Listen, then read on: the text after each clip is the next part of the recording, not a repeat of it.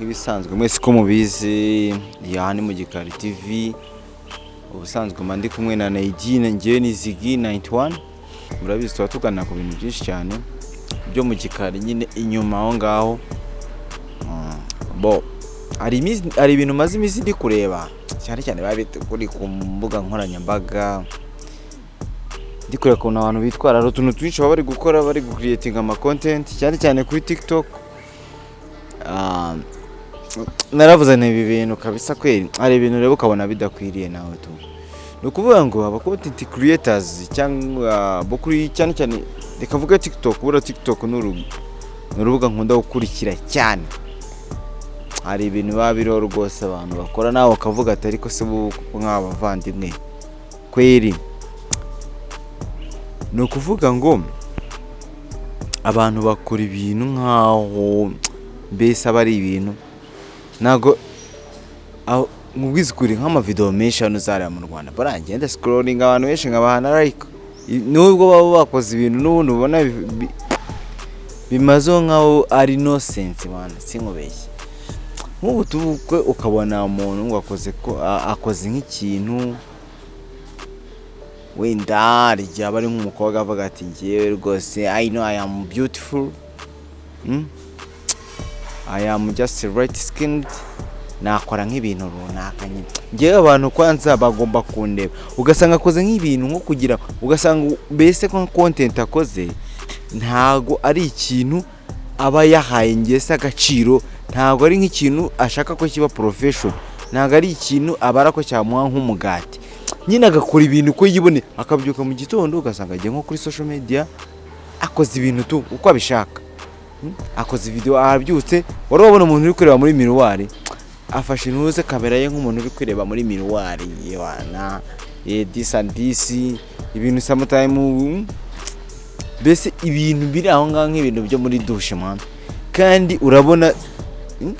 abandi bantu wana baba bakoze hasi no hejuru reka nkwe nk'urugero wenda b'abantu baba content creators barenze Nigerians n'abantu ushobora kubyuka uzi neza ngo umuntu uzi ngo content zose zararangiye nko mu Rwanda usanga abantu bose nk'ubu ngubu bagiye mu bintu byo kurya ubu content nyinshi zabaye ibiryo umuntu wese ni ibiryo n'ibyo byose hari abantu nta mentioning benshi cyane bafite ama channels ubu ngubu byahereye ku muntu umwe navuze n'umuhungu wo mu Gashyekero ubyibushye cyane munini cyane mwese muramuzi niwe muntu nawe nyuma yo kuva mu bintu by'iki byo gutukana n'iki byose n'iki none uko bitewe na urabona n'iki gihugu ntago bintu bicyoroshye hari ibintu byinshi bigize icyaha ushobora kwishoramo wenda bitewe no kugenda bagirirwa inama nyinshi bababwira ati hano mwatandukiriye ibintu muri gukora ntago ari byo baravuze bati rero content itazaduteza ibibazo reka twigire mu bintu by'ibiryo tujye twitumira abatumirwa tutumirira abantu bakanda imyaka n'abamara gukanda umwaka ubundi ibintu be birarangiye urumva noneho rero sasa ako ni ubuhungiro bwiza kandi n'ubundi still mugani views ziraboneka abantu bose bahita bayoboka mu Rwanda nicyo kintu makundira buruza rero mu Rwanda hari ukuntu uzanuka ishingira nk'iduka ry'inyanya amara gushinga iduka ry'inyanya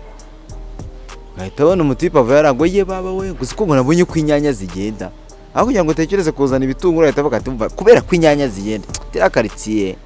nanjye reka nze nirangurire nk'ibitebo 5 by'inyanya nawe agahita azagakubita undi ugura ati yalala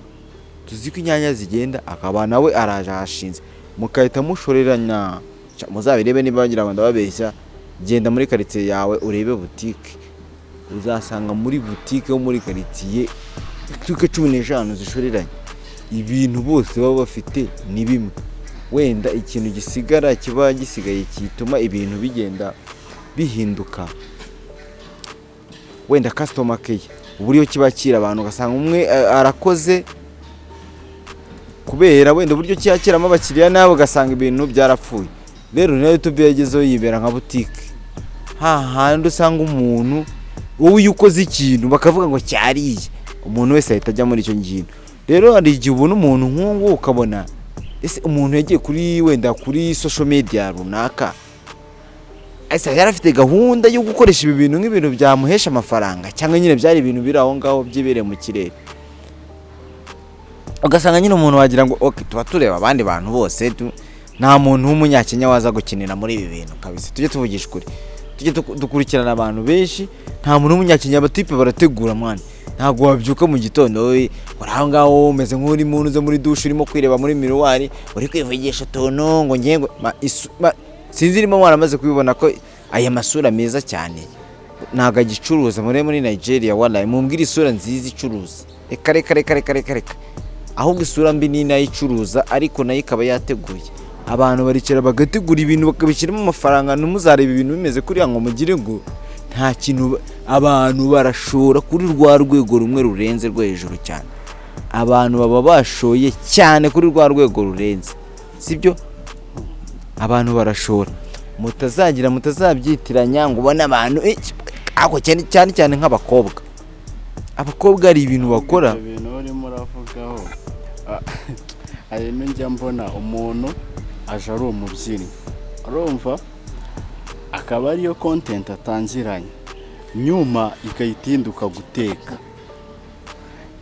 akahita acanga abantu yaje ari umubyinnyi aje guteka, birajaguye ngo haje ngo umwana wo mu DJ mushyashya ngo urimo urakubita ngo nawe ahise abijyamo. Noneho ugasanga nuza yiwe gahunda ya butike, icyo bita butike mu Rwanda, account yiwe irimo akajagari. Manimba yisemo kuba ikigoryi, hitamo kuba ikigoryi. Hari umu TikTok navuga ngo niwe king wa TikTok na za IG, uno munoza no muniga ngo ni kabu what, uyu Rame bamwita Rame, Kabirame, uyu nguyu wo muri Senegal, ndumva ari umusenegal. Nuza yiwe content yiwe ihora ari ya yindi, cyangwa uyu William Last wo muri za no mu comedy kandi n'umuhanzi, akaba no muririmbyi. Nuza ziwe iyo uzirebye nyine urebye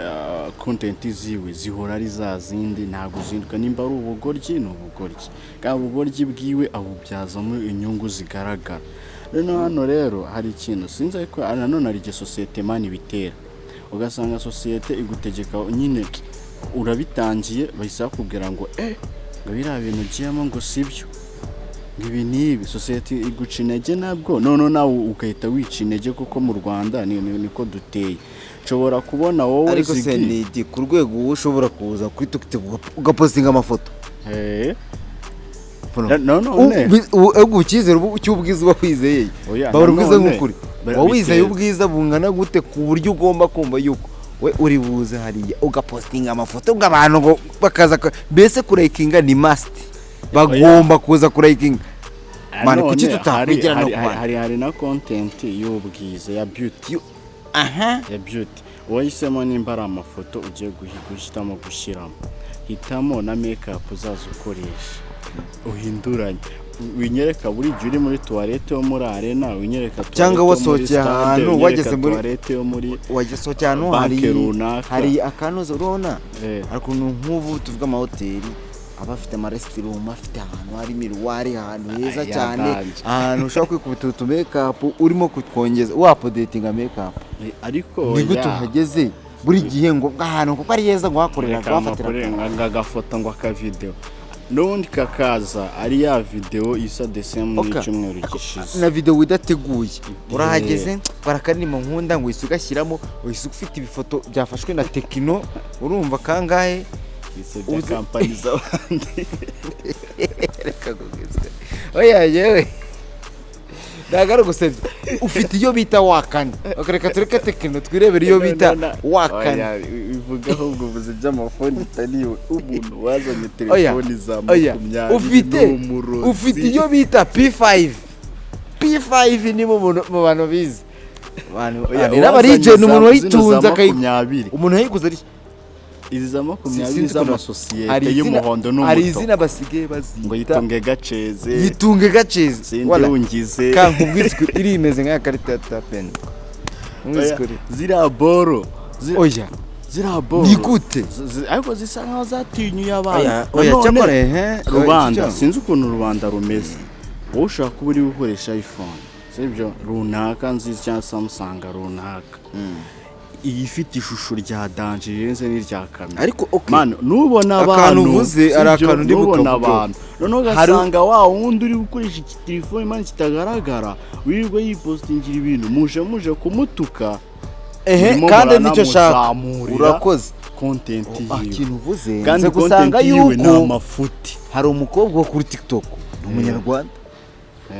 wibera mu byaro kuko bitabona ibintu by'isi naho ngaye inyuma n'amasafuriya yese n'imikara urumva birumbi uwo mukobwa yaje akajya akora ibintu byo kuza akabyina adingisa gake gake urumva umutuka noneho ibyo bintu bye man ubona ko yakoresheje nk'iyo phone kabisa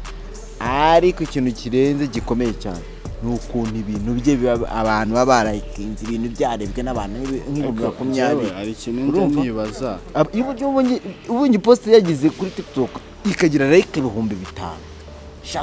ugasanga n'abana followers bazamuka mu bintu utatekereza nuko wenda yagize ikibazo kubona no mu cyaro ukuntu ubona yimereye ushobora ko wenda yaragize ikibazo wenda niyo telefone bakaba barayimwe cyangwa yarapfuye batiri agahita bihagarika ariko uzi impamvu abantu bagira bakanda like ntago ajya ahindura ibintu akora buri gihe araza agahagarara ahantu hamwe agakora cya kintu kiba kitajya gihinduka urumva ko nyine we yahisemo ikintu kimwe ariko hari nuza akenye ari kurya ibiryo biri aho ngaho nahise ahitamo content buriya ari umujama yitwa Mushi yatangiye nahoze mbivugaho nahoze ibintu arimo utaraza narimo mbivuga azivuga ati se Mushi ni biki abarimo arakora nabipinga ntago kugeza igihe ubonye inshuro nyinshi abikoze nibwo mbona we yahisemo ikintu kimwe ni ibiryo ku buryo uvuze Mushi wumva ibiryo iyo uvuze izina ngo Mushi ibiryo biza nyine nuko nguko uriya rero we ni umukontenta creator ikibazo nabivuze wose waba wacyumvise ikibazo nabivuzeho abantu bamaze kubona bikoze bahita bakora bya bintu ucuruza inyanya hano bose bagahita batondeka ibinyanya ngo inyanya ziragenda ahangaha ngo butike nziza amata n'icyayi na fanta yarabikoze hari umuhungu ubyibushye cyane ufite amabere cyane umubiri munini nawe barabikoze abantu bose nimba ari Nyaruda nimba oya pana uramuza hari abantu babiri hari umuntu usanzwe atukanaga cyane ku bintu by'imboga n'iki wandirirwa guteka amamene nko kumenya ari umuhungu watukanaga cyane bikomeye wahise ko nawe ajya muri iyo bintu akajya ubona ateka ibiki amahene ngo ibiki tuza no kumenya yuko ayo mahene ari ayo kwereka abantu nyuma agahita agenda akayasubiza muri firigo urumva avuyeho abatipe bose abantu bagera nk'amacana nk'atanu kuba barise bigira muri icyo kintu uriya muntu uza ntago afite content man content yiwe waborana bayubitseho imbehe aho Libre yavuze ati gutukana si byiza nabivugaga ahita avuga ati nshobora kwisanga mu maboko atarayanjye sanze babandi bita bafata ku manuza ubwo rero ibyo rero ahindura content yiganiza abantu no kuvuga ngo ayo niyo bita amacoinda kuriya rero ni amacoindi kwa kundi ureba generation buriya generation zigiye zitandukanye njye nibuka muri 2010 nta muntu utaraciye muri iyo noza muri period arimo abo byahire n'abo byanze hagezweho buri rugo rukagira umusani ibintu birahararwa noneho nyuma ya covid tutavuze mu gihe uru rugo rwajyaga umuntu wize science no hahita haza noneho umuntu utarize science ngo wapi ngo nta nubwo yize hahita n'ikindi ngo uru rugo rufite umudije kugeza naho n'ababyinnyi byari bitangiye bibacanze ngo runaka habaye umudije akaba bigiyemo akagura igikoresho uzabicurangira he ko nta tubari tukiri mu Rwanda nyine siko ari nk'ibyo bibazo byose mwese ikindiraga niyo twahaba ntago abantu bose bari buhinduke ikintu kimwe ngo murabona aho mukorera na nuri ubona uwo mufana naraba ari umudije nyine byandi byo rugo rw'abagabo rurimo umusani PR irimbara nawe kumva imirongo urayimurusha ukavuga ati ramushenzi nanjye namwemeza wa mugajya nawe ukagiza muri shows uje kugira nyine gusa nkaho uje guhangana nawe urumva mu Rwanda byaje kugira urabizi ko havutse ba Meddy benshi muri 2010 ba Meddy baba benshi bava hataza ba Bebe ni benshi mu Rwanda ntabwo turwaye akantu sima nakita ngo iki ni indwara nyine nk'iyo ngiyo sinzi kuntu yandura yuko umuntu nyine yugukurikiza icyo umuntu akoze ngo cyaciyemo ngo abantu bose bagahita bakurikira iki ngiki ngo ni ku buryo nta kindi kintu abantu bashaka gutekereza no mu mutwe ariko nawe bashobora kukwibasira ngo ko waje ngo ku rubuga nasanze abandi se ngo sanze ngo oya naho ko bazanyibasira wowe ubwo ntago wabaye ariko njyewe oya n'ubundi reka nkubwize ukuri noneho reka iyo ndwara tuyirate iyo ushaka gukira indwara arayirata wambona nanjye nzabikiriramo reka iyo ndwara yirata ahubwo nanjye bazaze mugandi bavuge bati bankome ubundi nanjye wenda mbashe kwitekerezaho mvuga ni ibi bintu ko kwamagana ntabwo bikwiye ubundi murarwana ubutaha nzavuga wenda ntavugira kuri mikoro ubundi murarwana bikamera nka bino bya hano bajene bakora hano mu mujyi bose bacuruza amasneakers n'amanuza n'amajordan ugasanga uvuye kiste byanze na zantibroke uvuye n'amantibroke bose ariho bashiriye noneho muri abo bose muri nk'igihumbi babiri bakari bo barya birimo biracayuka ariko birimo biranga bamwe ukabona aragiye hasigayemo ufite imbaraga uwo byanze ari kugenda akajya ahandi bose bagenda bicayuka bivana ibintu byabaye bukarasi neza iyo rero bigize gutyo nawe urakomanta uvuga ati ewa n'abandi bya kera byo kujya kuvoma muri benshi mukarwanira ko mugeze ubu niko runo Rwanda dusigaye tubaye no gukomata mukarwana ati ngure kwijerekani yawe yagera imbere ugize ibyaga agatuza kakameneka usigara inyuma aho ngaho n'ibintu byo gukoresha produit chimique bizira man tuvugishije uko none ze byabura gute cyangwa utuntu tw'umuco nyarwanda two kufata umuntu ugahita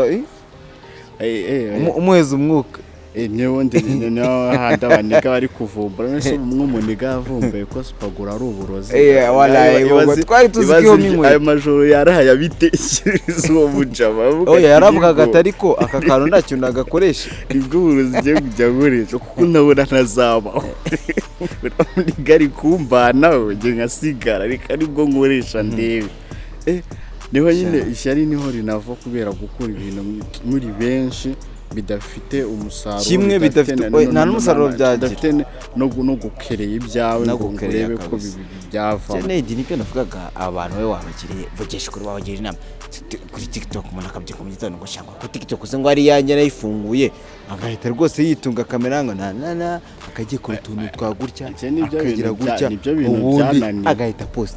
ibyo bintu byananiye njyaho base kambwiza ukuri wareba abantu bagafasha ukagipostinga ibintu byabo ubudahinduka buri gihe ukaba ufite update ya buri munsi udahinduka byaruta wa mungani cyangwa ukavuga ati nimba mise yo kuzaho reka nyigire kamasho igiye yamamaza gusa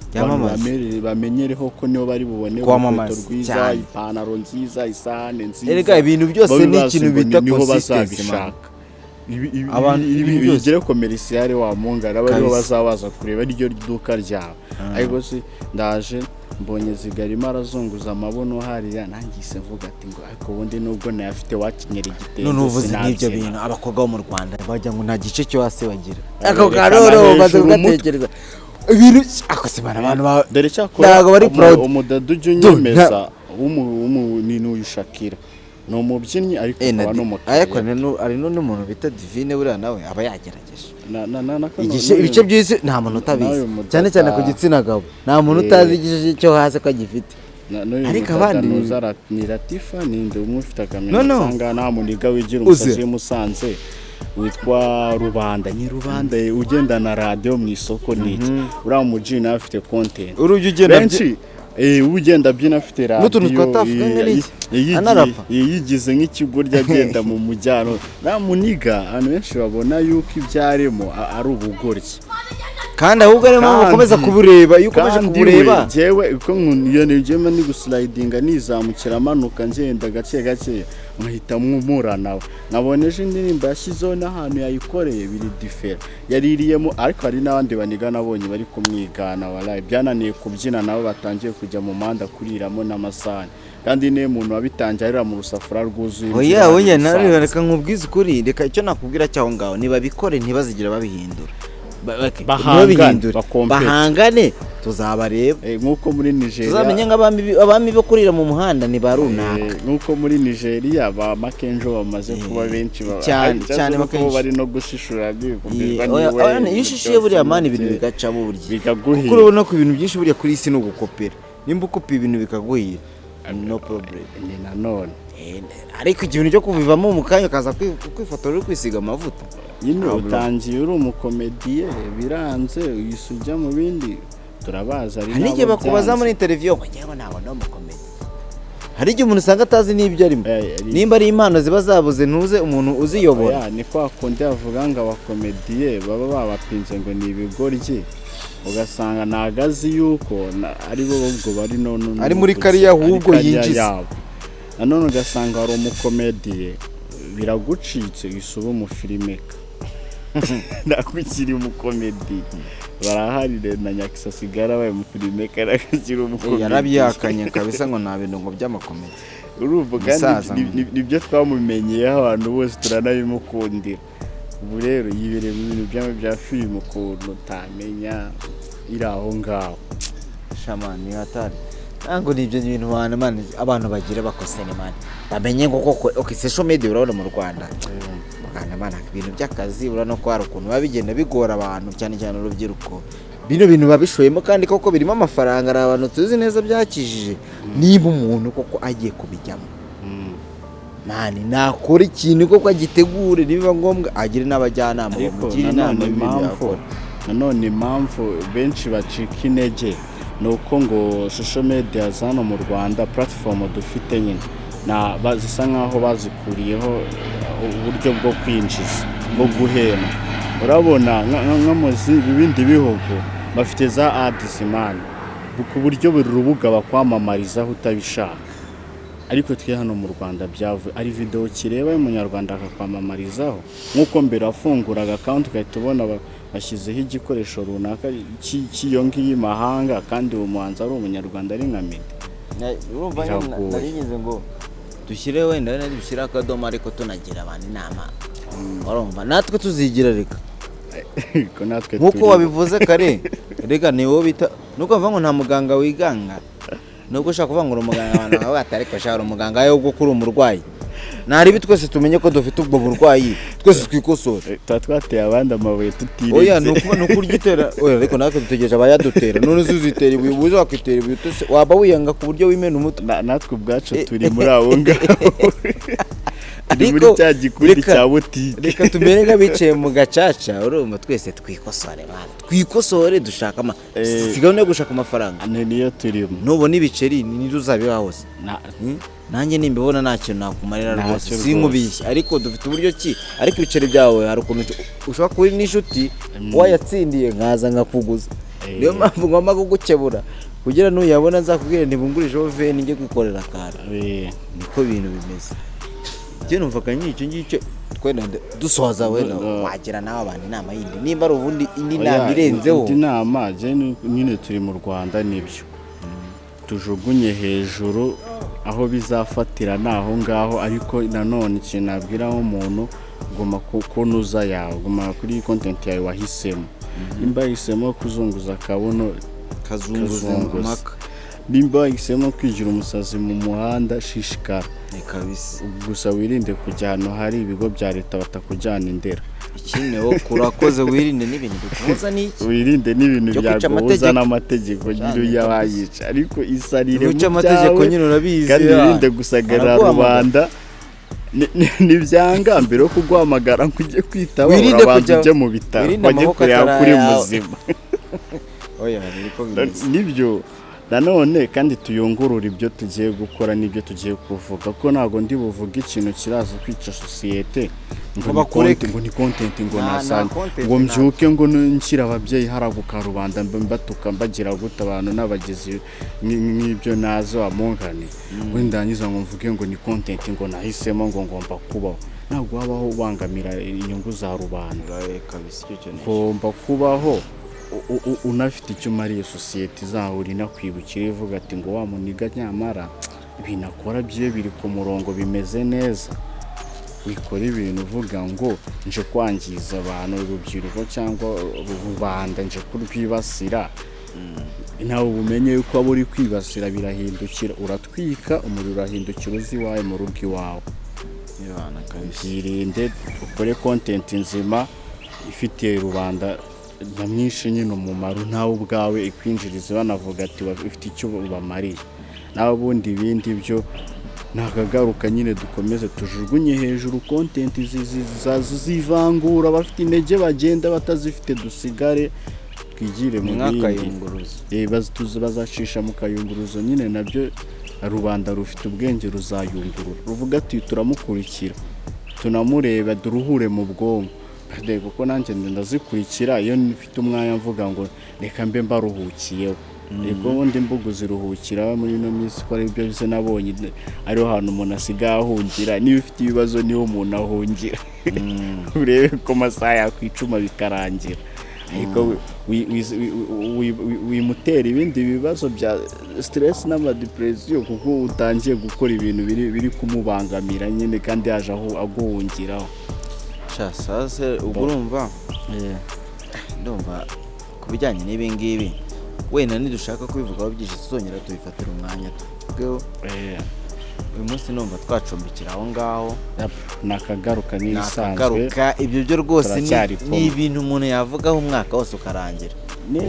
nejo bundi mani tuzabigaruka kuko n'ubu kumanda uri kugenda ukahita ubona ibindi wari uri kwigendera wisobona ibindi nyine biracyaza nyine